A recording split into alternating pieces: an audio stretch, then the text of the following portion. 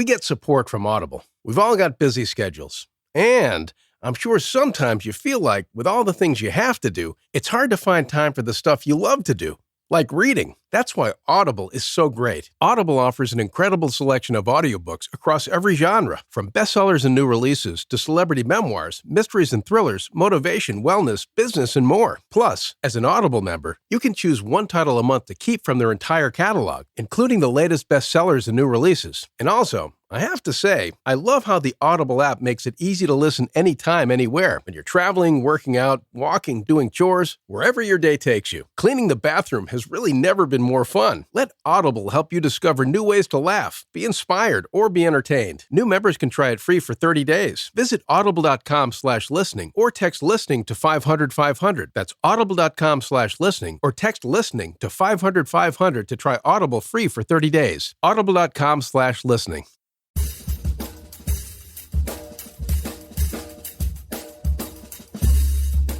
I mean, no one plans to get sick, and yet, here we are. My name is Matthew Zachary. I survived cancer, a stroke, and COVID-19, and somehow I'm still here. I also survived our stupid, broken healthcare system, and I want to help you survive it too. So let's go make healthcare suck less together. Because you know what? We're all out of patience. Hey, that's the name of the show. Hello, friends. Welcome back to Out of Patience. A quick reminder before we get started, if you like the show, I hope you do, consider leaving me a review, a rating, a like, your choice, up to you.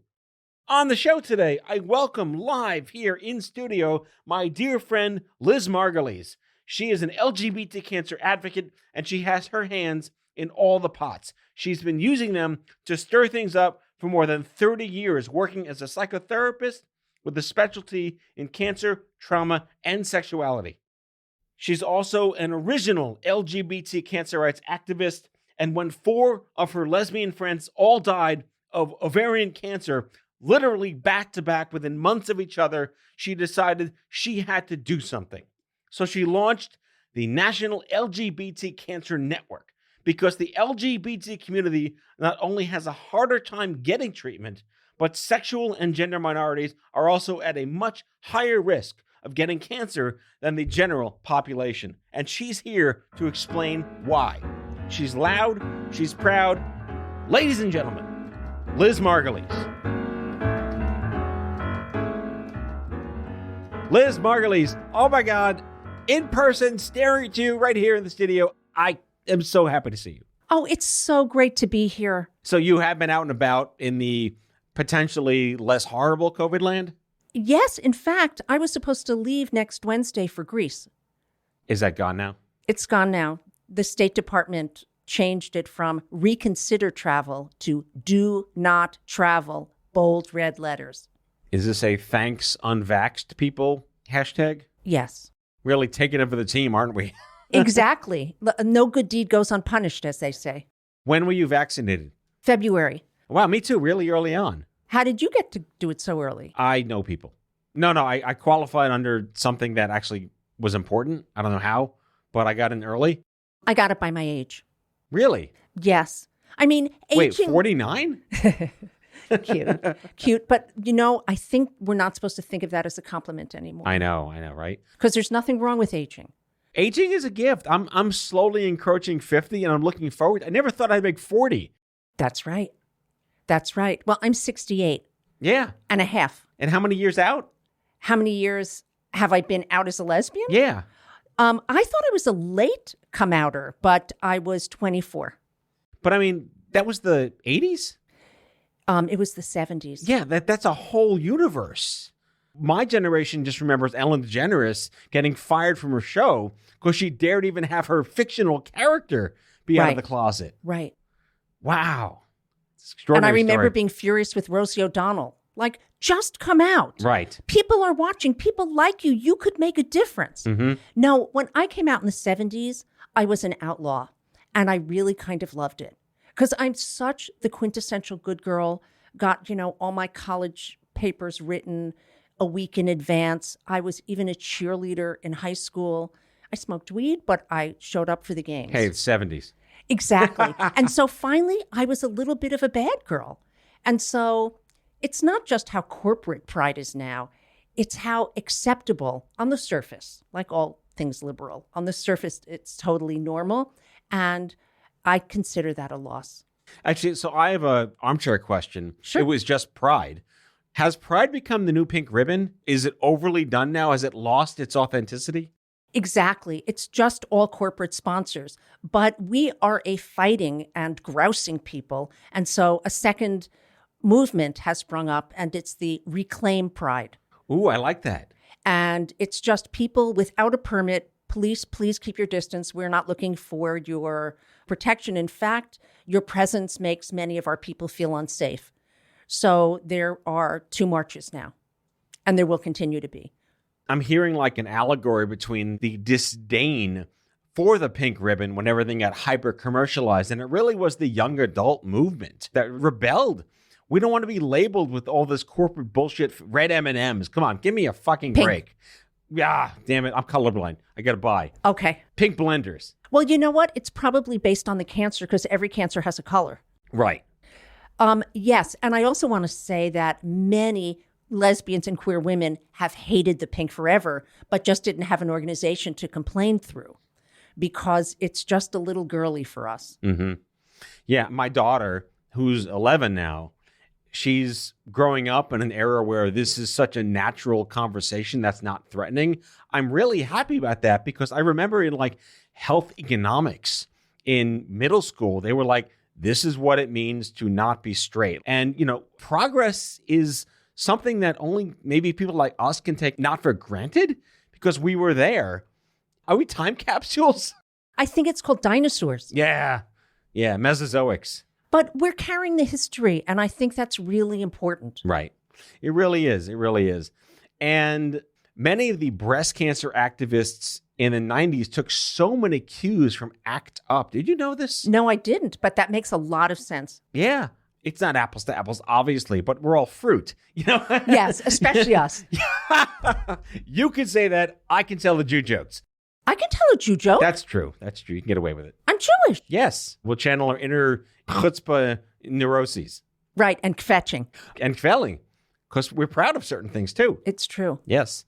I wanted to just let the listeners know your relationship to me through the cancer world because you're a pioneer. You did something that at the time I was unaware was even a thing that could be done. The voice of the gay community. Where did that gumption come from besides what we already established as your inner chutzpah? I had the unbelievable misfortune to have 4 really close friends die of ovarian cancer. And like, really, what are the odds of that? I either choose my friends poorly or there's something happening here that was worth looking at. And I got a little part-time thing at the LGBT Community Center here in New York City. They got a Komen grant and wanted to start a support program for lesbians with cancer. And I said, I only know about this, you know, as a survivor of losing 4 of my dearest friends, not just 4 people I know. So I began to look into it, and it occurred to me that that was the wrong program, actually, that if you looked beneath the surface, this was not a lesbian breast cancer program. I mean, it is a lesbian breast cancer program, but every subpopulation of the LGBTQ plus community has increased risks, decreased screening rates, and additional challenges in survivorship. So I kind of learned on the job, starting with taking my dog to Barnes & Noble and sitting in the how to start a nonprofit Rest aisle. in peace, Barnes & Noble. And I talked to people who were working in the cancer field who I knew were out as lesbian, gay, bisexual, or in rare cases, transgender. And I even came to see you. Do you remember that? I do. I think we met at French Roast on 6th Avenue and 11th Street. I can't believe you remember that. I do. I mean, there's a hole in my head from surgery that's filled with like bacon at this point. Your name again? It was that important to me. That's why I remember. Because Wow. how old was I? I was in my 50s. I had been a psychotherapist and I considered myself an activist before then, but I worked for myself. I did things with other people. I didn't know what a deliverable was on a grant. I knew Right. nothing. But it just seemed like this was needed. And so I sat at my kitchen table and started putting things together and talking to people and knocking on doors and calling people regularly, and ultimately got a little money. I think what's really unique about your choice to take on this activism role wasn't by merit of your personal condition. It was by proxy to the conditions of people around you in your life that you cared for. Yes. Many nonprofits, many initiatives are started by people like me. I went through shit. I want to make it suck less for the next me. Did you have any sense of like, but I'm not a survivor in any conversations? Very rarely. Good. Very rarely. I think I was clearly there and my heart was in it, and I'm part of the community. I think if I was straight and not a cancer survivor, people would have questioned me more.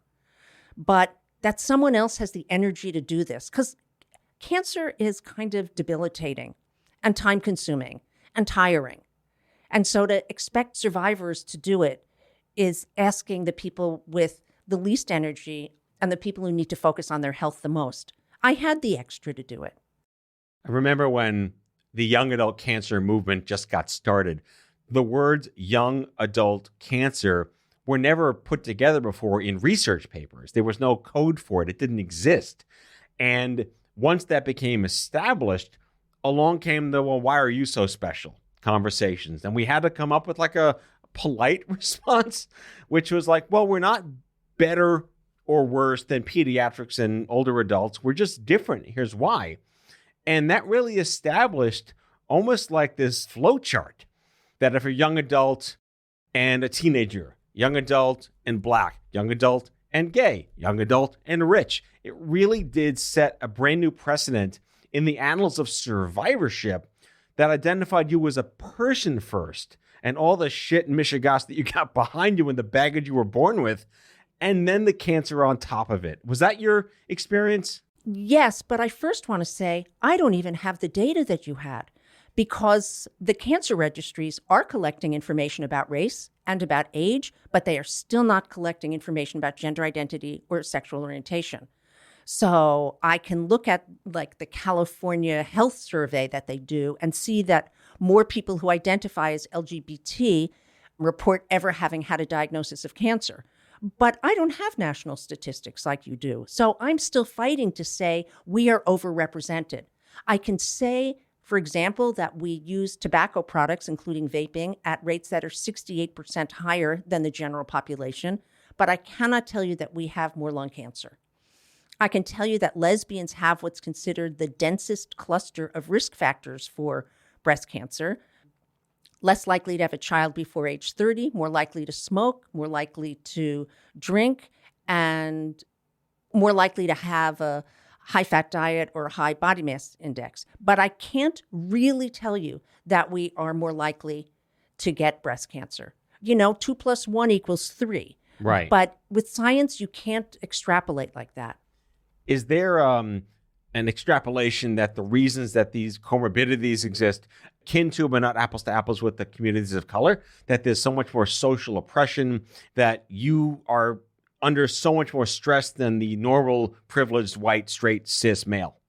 I think what we're talking about, the bigger picture here, is that our identity matters. That when people think about cancer and cancer care, they think they're talking about science and medicine. And there is no separating the person who has the diagnosis out from the treatment's success and failure. In fact, we see that LGBT people report less satisfaction with their cancer care. Now, maybe if we just looked at the doctor's records, their scans are clean, their blood work is whatever, but their experience is terrible, and it's the experience that matters. That's what patient-centered care is all about. Well, we'll get to that jargon in just a sec. We're going to take a quick break.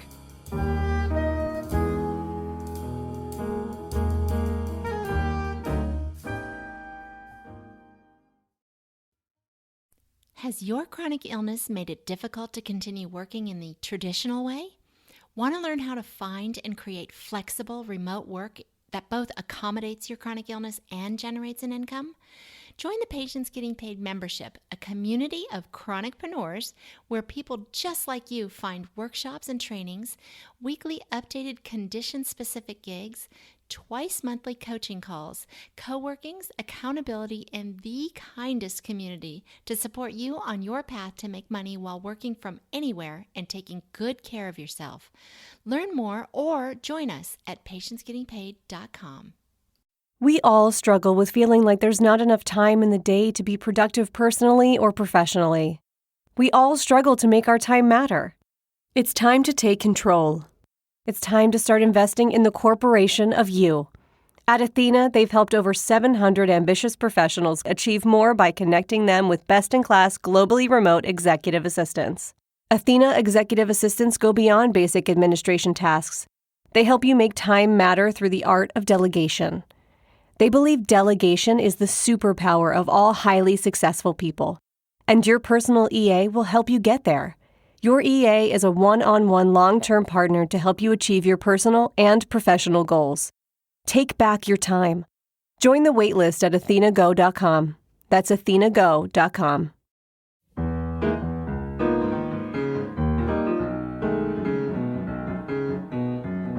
So one of the fascinating, not so Captain Obvious moments of the past 15 years is having the oncologist first ask you what's important to you and learn who you are, and then look at biology and options for care. But again, to your point, the check boxes didn't ask you for sexual orientation. And is it fair to think that if they did, people wouldn't really want to fill that out? That's what straight people think. But actually, there is a study about this, and it turns out we're dying to tell you. Wow, that's awesome. They interviewed people in the emergency department, which is, let's face it, where you're at your most vulnerable. Yeah. And they asked LGBT people, if asked, would you come out? And 90% said yes. And then they asked the providers, would you ask? And 77% said no. Wow. Because they were afraid it would be intrusive. Like, you're thinking about your broken arm, you're thinking about that pain in your gut. You don't want to be answering this. I can understand that, though. I could see how perception of intrusion of something so deeply personal to you that isn't a choice may be completely based in institutional ignorance and sort of systemic bias in the medical profession. But sometimes it is a choice, and you can't treat my arm if you don't know who I am. I could hide it, but I don't want to. I want you to know me. In order to trust you, I have to know that you are okay with who I am. Because it's not just what happens to me, it's who's here by my side with me. It's who we're going through cancer with is different. And that's a question that's rarely asked. People assume that, like, your parents are helping you, or your significant other, or your spouse. And that's just not true in my community. Again, going back to the AIDS epidemic, we saw that we took care of each other.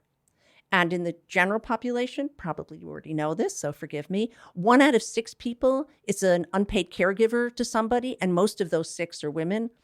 In the LGBTQ plus community, 1 out of 3 people is a caregiver, and it's equally divided between men and women. So we're caring not just for each other, we're caring for our neighbors. We are the people who take care of other people. It's the genuine mishpach. Yes. Do you want to define that for your people? For the non-Jews in the audience, there's a congenital instant powdered family when you're part of these types of tribes. Yes. And because many people have been rejected by their family of origin because of their sexual orientation or gender identity, they have to turn to their chosen family to take care of them. And forms don't give you room to say who your chosen family is. Yeah, that's a good point. I'm still stuck on that incredible data you cited before about willingness to disclose and hesitancy to ask. Has any of that trickled into practice? Well, I try to sprinkle it into every training that I give. People are afraid to ask. It's like, I know I'm gay. You're not going to remind me of something I didn't know about. It's okay to ask who I am. It's not okay to expect me as a patient to then train you. I have a psychotherapy client who is a transgender woman, and she had severe abdominal pain and went to the hospital. And the doctor said, oh, I'm afraid it might be an ectopic pregnancy. And she said, it's not.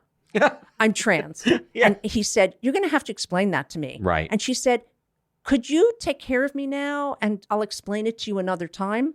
So she should never have to explain it to him. I was once part of a research study on the pain scale. The purpose was to help patients better disclose their pain. Yes. And the challenge that was identified by EMR people was that the stock market goes up is good, but pain goes up is bad. So how do you indicate more pain when up is bad? And it took so many years to even toss that simple thing into an EMR intake form. Has there been any progress in adding gender and sex to intake forms when you're going to even a basic walk-in clinic, let alone a hospital for cancer? And let's just add here that people can choose not to answer it. Right. That's people's right to not come out. But should it be there? Well, it's already there in most cases. It's just not being used. Like Epic, which is used in many hospitals for hospital records, electronic records, they have a field for sexual orientation and gender identity. But people, going back to that study, are afraid to ask. And I think that people have expressed, what if someone says, like, what, do I look like a lesbian? Like, they're so afraid to offend the straight woman in this example. But I think in the early days of HIV, if someone was going to take your blood and they put gloves on, you'd feel like, oh, you think I have HIV? Right. Now it's a universal precaution. So it says nothing about how the phlebotomist sees me. So I think that if people, providers, front desk staff, say, I'm now going to ask you a set of questions that I ask everybody. I love that you want to just create very basic level setting language that puts a little more confidence in needing to know this information without creating fear of offending somebody. To mitigate that at a moment of vulnerability is really important. Yes, and it could be an open-ended question as well. Like, that might not be the most important thing about somebody. The most important thing that they need you to know to be their provider might be something else. Like, it might be about their race, their ethnicity, their socioeconomic status. Because going back to something you said earlier, all these things impact the LGBTQ plus cancer risk and experience. Because I listed things like the lesbian breast cancer risk were based on things that look like personal choice. But we are twice as likely as a community to live in poverty and not have health insurance. Twice as likely to not have health insurance. It's really hard to get cancer screening and do anything. Not to mention previous negative experiences in the healthcare system drive people away. So it's my guess, again, I can't prove it, that cancer is caught at a later stage in this community because people are not going to the doctor regularly. Right. I remember a time that there was a revolt in the lung cancer community that at intake, they were asked, do you smoke? And like most didn't, especially young women. And even today, smoking is lower than ever in younger communities, and lung cancer in young women is up. Are they still asking you, do you smoke? Is there a Liz method to ask that question more effectively? And if it is an LGBTQ cancer patient who didn't smoke, does that just pile on the fear and the stigma? It all piles on. And it piles on as a group. My community drinks and takes drugs at much higher rates. Again, this is a response to the stress and stigma of living as sexual and gender minorities. But later in treatment, once people are out, it can be hard for them to get pain meds because there's an assumption that they're going to abuse them. So more of an anthropologic sort of social science question. Now that we have marriage equality, has this country evolved? Are we in a better place in general, writ large, for the LGBTQ community? Better, yes. I don't think we're halfway there, though. Mm-hmm. I think people assume that if you can get married, that you'll be okay. But in a great number of states in this country, you can still be fired for being LGBT or Q. You can be denied a hotel room. You can be fired from your job. We do not have protections like that. And every gay person knows this as they travel around the country. Can I hold your hand here? Maybe not. We also have on November 20th every year, Trans Day of Remembrance, because I think 386 trans people have been killed so far this year simply because they're trans. And most of those are trans women of color. It is very dangerous to be a trans woman of color. People think it's easy to be trans. It is not, even if you're not. Wait, who thinks it's easy? People think it's a fad. Oh my God. Now everybody's doing it. Now everybody's trans. But someone who is assigned male at birth and then comes out as trans is giving up a great deal of privilege. And they went through the world thinking that they could do and be more of who they wanted, and suddenly they're in great danger. No, trans people are using tobacco at much higher rates. Actually, bisexuals, that I think is surprising, since Woody Allen said he became bisexual to double his chances of having a date on Saturday night. But it's actually on every health disparity you look at, except weight, bisexuals fare worse.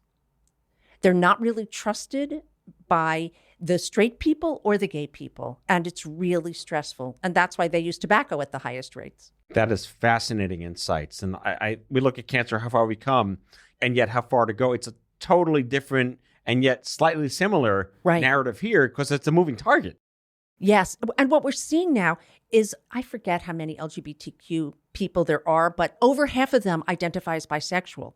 So we tend to forget about bisexual people, but they are the largest group. What we also see among young people is more and more non-binary people. So just when you think you got the LGBTQ letters lined up in your mind, the categories begin to expand.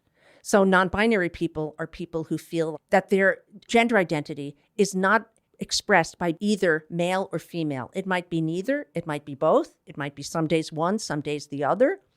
And what is changing in the blue states, parents are better about allowing their kids to be whoever they want. So the kid says, I think I'm a boy. And they're like, okay. And I see more and more trans kids coming out at much younger ages, meaning they're not suffering the way that people who had to wait to come out to be out of the house and go through puberty. With puberty blockers, you can just spare kids so much. Right. Are we in like a new age of coming out? I think it's really about age and generation. I think the younger people, and I bet this is true about your kids too, they're just talking about gender identity, aren't they? They don't care. It's just nothing. It's natural. They're internet kids. This is just what they're going to grow up into, and that's fine with me. But it's the people who are older than they are, who are still the providers of medical care in this country. Right. And they are not there yet. In fact, there was a 2016 study of first-year medical students. 50% showed an explicit bias against LGBT people and 80% implicit bias. So it is still there. But do I have confidence that things are changing? Yes. That we cannot separate the body or the tumor from the person who has it. I start a lot of my trainings with a question for my audience, and I make them raise their hand. And I say, is a tumor a tumor a tumor? Or does it matter who the tumor spent Valentine's Day with? And most people think a tumor is a tumor. And I then spend the rest of the time telling them that it absolutely matters whose body the tumor happened in and who that person identifies as, who's that person's family, who's their support system. And I'm not saying the surgeon would do anything different in removing that tumor, but the surgeon needs to know who that person's going home with and who's going to take care of them. And as a cliffhanger to part 2 of this conversation, with the dawn of genomics and precision medicine, the tumor doesn't matter. Your DNA matters, which is irrespective of your personal choices in the world.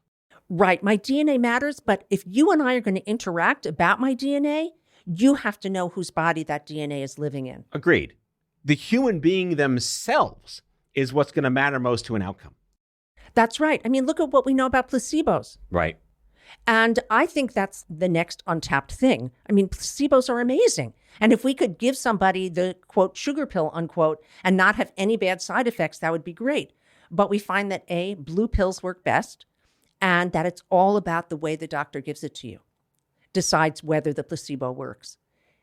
Liz Margolies is a clinical social worker and the founder of the National LGBT Cancer Network, which you can find online at cancer-network.org. Thanks for coming on the show. Way more to come. Yes, I will be back. Thank you. That's all for today, folks. If you like today's show, be sure to subscribe, leave a review, follow us on social, and tell all your friends to listen. Out of Patience with Matthew Zachary is a product of OffScrip Media. Our executive producer is Matthew Zachary. Our senior producers are Brianna Seeley, Jen Oranger, and Andrew McDowell. It is mixed and edited by Brianna Seeley. Our theme music is by the Mike Van Allen Quintet and by Mara.